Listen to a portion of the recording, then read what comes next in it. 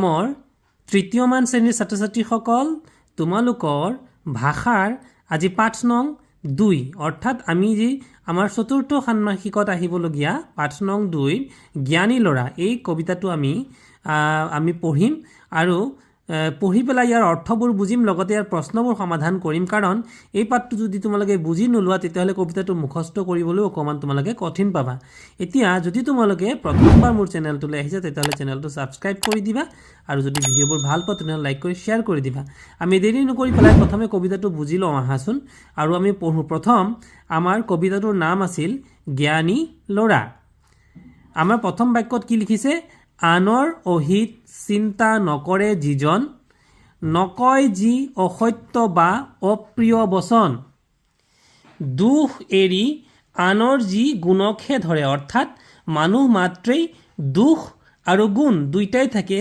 কোনোবা এজন মানুহৰ মাজত বেয়াটোও থাকে আৰু ভালটোও থাকে গতিকে আমি এজন জ্ঞানী ল'ৰাই কি কৰে বেয়াখিনি এৰি দিয়ে আৰু ভালখিনিহে গ্ৰহণ কৰে প্ৰথম বাক্যটোত আছিল আনৰ অহিত চিন্তা নকৰে যিজন মানে অহিত শব্দটোৰ অৰ্থ হৈছে বেয়া চিন্তা কৰা কাৰো কোনোদিন ক্ষতি হওক আৰু বেয়া হওক বুলি নিজৰ দেখিলে দুখ পৰিত্যাগ কৰে যেতিয়া নিজৰ দুখ দেখে মানে আনে তোমাক বকিছে বা আনে বকিছে যেতিয়া নিজৰহে দুখ আছিল বুলি ভাবে তেতিয়াহ'লে কিন্তু তাত কোনো ধৰণৰ মাত নামাতে সজ আলোচনাতহে মন যাৰ ৰয় আৰু সদায় ভাল আলোচনাতহে যিজনে মন দিয়ে বা তাতে মন বহাই লয় সজ আলোচনা শুনিলে যিয়ে নেকি শুনে বিনয় বচনে কথা সকলোকে কয় আৰু কথা কওঁতে তেওঁৰ কথাবোৰ সদায় বিনয়ী হয় অৰ্থাৎ নম্ৰভাৱে ভদ্ৰভাৱে কথা কয় শুনিলে নিজৰ নিন্দা আনৰ মুখত উভতি নাপাৰে গালি খঙৰ কোবত আৰু যদি তোমাক বা সেই ল'ৰাজনক যিজন ল'ৰা জ্ঞানী হ'ব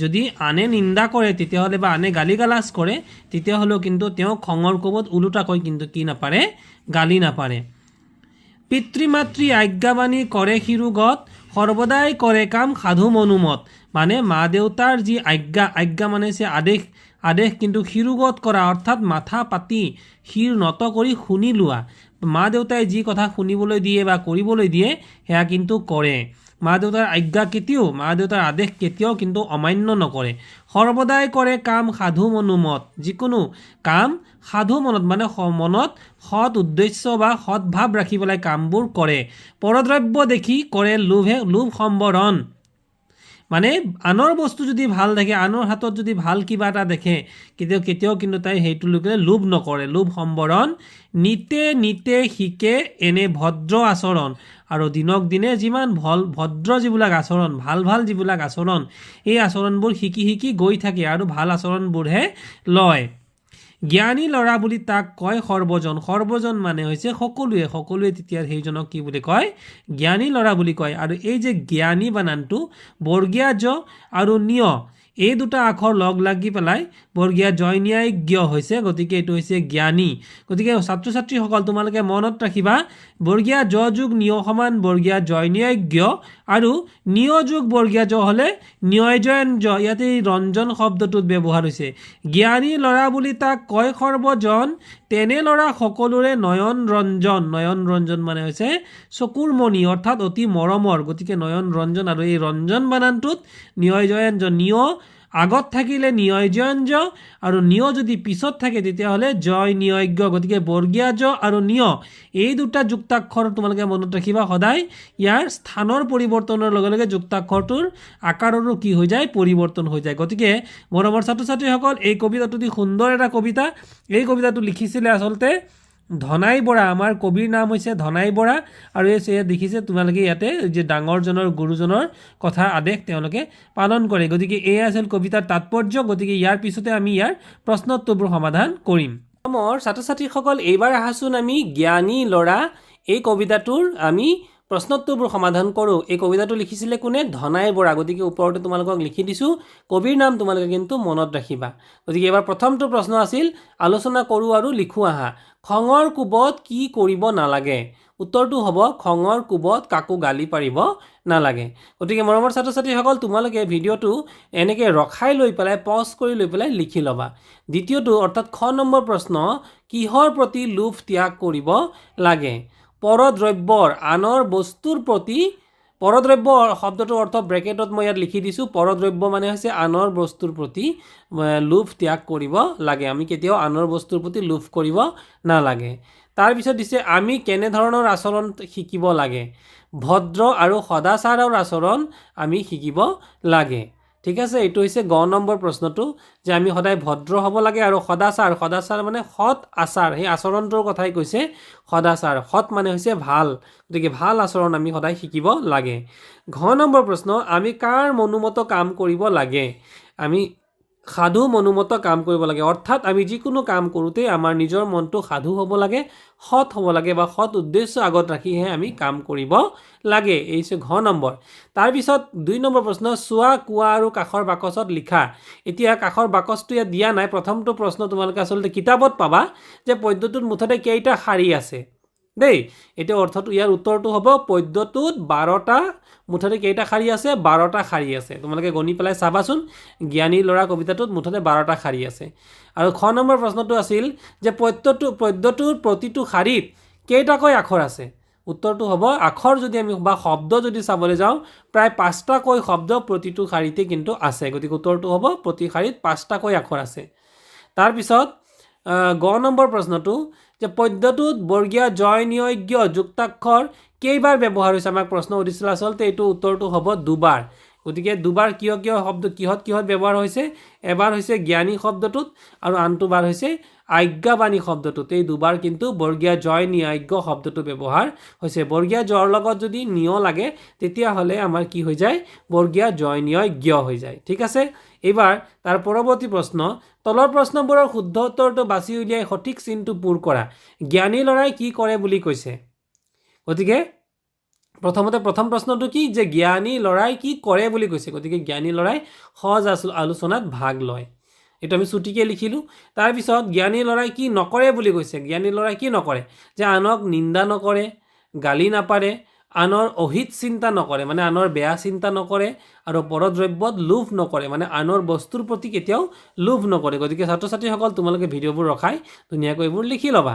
তাৰপিছত তলৰ শব্দকেইটাৰ অৰ্থ লিখিবলৈ দিছে। অৰ্থ হৈছে আজ্ঞাবাণী। আজ্ঞাবাণী মানে কি বাৰু। আজ্ঞাবাণী মানে হৈছে আদেশ বা নিৰ্দেশ। ঠিক আছে, তোমালোকে এইটো লিখিবা। তাৰপিছত আছিল ৰঞ্জন। ৰঞ্জন মানে কি, ৰঞ্জন মানে হৈছে অপৰূপ বা কণ্ঠস্বৰ, বা নয়ন ৰঞ্জন মানে চক্ষু অপৰূপ, মানে সুন্দৰ চকু। ঠিক আছে। তাৰপিছত নিন্দা। নিন্দা শব্দটোৰ অৰ্থ কি, অন্যায় মন্তব্য কৰা। নিন্দা কৰা মানে কাৰোবাক অন্যায়ভাৱে মন্তব্য কৰা। সৰ্বদা। সৰ্বদা মানে হৈছে সদায় বা নিয়মীয়া। তাৰপিছত পদ্যটোৰ পৰা বিপৰীত অৰ্থৰ শব্দ কেইটামান লিখিবলৈ দিছে। দুখ। দুখ হ'লে কি হ'ব, বিপৰীত শব্দটো হ'ব গুণ। অসত্য। অসত্যৰ বিপৰীত শব্দ কি হ'ব, সত্য। লোভ। লোভৰ বিপৰীত শব্দ কি হ'ব, বিনয়। অসৎ। অসতৰ বিপৰীত শব্দ কি হ'ব, সাধু। আৰু অপ্ৰিয়টোৰ বিপৰীত শব্দ কি হ'ব, প্ৰিয়। হৈ গ'ল। এইবাৰ তলৰ বাক্যবোৰৰে বাক্য সাজি লিখা, অৰ্থাৎ আমি প্ৰতিটো ইয়াতে তোমালোকৰ কিতাপত দিয়া আছিল যে ভদ্ৰ, সাধু, সজ, বিনয়, এইবোৰৰহে লিখিব লাগে। কিন্তু আমি ওলোটাকৈ তাৰ ওলোটাবোৰো লিখিছোঁ, মানে অসাধু। অসাধু মানুহে অন্যক কষ্ট দিয়ে। হ'ল। অজ্ঞানী। অজ্ঞানী ল'ৰাই ভুল কৰে। অভদ্ৰ। অভদ্ৰ আচৰণৰ পৰা বাচিব লাগে। প্ৰিয়। সি মোৰ প্ৰিয় বন্ধু। গতিকে এইবোৰে আমি বাক্য ৰচনা কৰিছোঁ। তাৰপিছতে আছিল সত্য। সত্য। সদায় সত্য কথা ক'ব লাগে। তাৰপিছৰ বাক্যটো জ্ঞানী। জ্ঞানী ল'ৰাই সদায় শুদ্ধ কথা কয়, বা জ্ঞানী ল'ৰাই সদায় অন্যৰ বস্তুৰ প্ৰতি লোভ নকৰে। এইটো লিখিব পাৰা। তাৰপিছত আছিল ভদ্ৰ। ভদ্ৰ আচৰণেৰে সকলোৱে মৰম পায়। হয়নে বাৰু। তাৰপিছত কি আছে, সাধু। সাধু মানুহে সদায় ভাল কাম কৰে। সজ। সজ আলোচনাত অংশ ল'ব লাগে। আৰু বিনয়। বিনয় বচনে লোকৰ মন জয় কৰে। গতিকে এইবোৰ ধুনীয়াকৈ ইয়াতে লিখি দিয়া হৈছে। তোমালোকে ভিডিঅ'টো ৰখাই লৈ ছাত্ৰ ছাত্ৰীসকল লিখি ল'বা। 7 নম্বৰ প্ৰশ্ন, পদ্যটোৰ ল'ৰা শব্দটোৰ ঠাইত ছোৱালী বহুৱাই আওৰালে। যদি আমি ছোৱালী বহুৱাই লিখোঁ ল'ৰাৰ ঠাইত, তেতিয়াহ'লে কি হ'ব, তেতিয়াহ'লে আমি লিখিব পাৰোঁ জ্ঞানী ছোৱালীয়ে আনৰ অহিত চিন্তা নকৰে। ছোৱালী অসত্য বা জ্ঞানী ছোৱালীয়ে অসত্য বা অপ্ৰিয় বচন নকয়। জ্ঞানী ছোৱালীয়ে দুখ এৰি গুণ ধৰে আৰু নিজৰ দুখ পৰিত্যাগ কৰে। ঠিক আছে। দুখ এৰি গুণ ধৰে, মানে বেলেগৰ দুখো থাকিব পাৰে, দুখখিনি এৰি দিয়ে, কিন্তু বেলেগৰ যিখিনি গুণ সেই গুণখিনিহে লয়। তাৰপিছত ছোৱালীয়ে সজ আলোচনাত ভাগ লয়, অৰ্থাৎ জ্ঞানী ছোৱালীয়ে সজ আলোচনাত ভাগ লয় আৰু জ্ঞানী ছোৱালীয়ে বিনয় বচনে কথা কয়। ঠিক আছে ইয়াৰ পিছত আছিল পদ্যটোৰ গদ্য ৰূপ অৰ্থাৎ কবিতা আকাৰে নকৈ পেলাই যদি আমি লাইন লাইন অৰ্থাৎ প্ৰতিৰ বাক্য আকাৰে লিখো তেতিয়াহ'লে কি হ'ব যিজনে আনৰ অহিত চিন্তা নকৰে যিজনে অসত্য আৰু অপ্ৰিয় বচন নকয় যিজনে আনৰ দুখ এৰি গুণকহে ধৰে আৰু নিজৰ দুখ দেখিলে পৰিত্যাগ কৰে যাৰ মন সজ আলোচনাত ভাগ লয় যিজনে সকলোকে বিনয় বচনে কথা কয় পিতৃ মাতৃৰ আজ্ঞাবাণী শিৰোগত মানি লয় সদায় সাধু মনোমত কাম কৰে আনৰ মুখত নিজৰ নিন্দা শুনিলে গালি নাপাৰে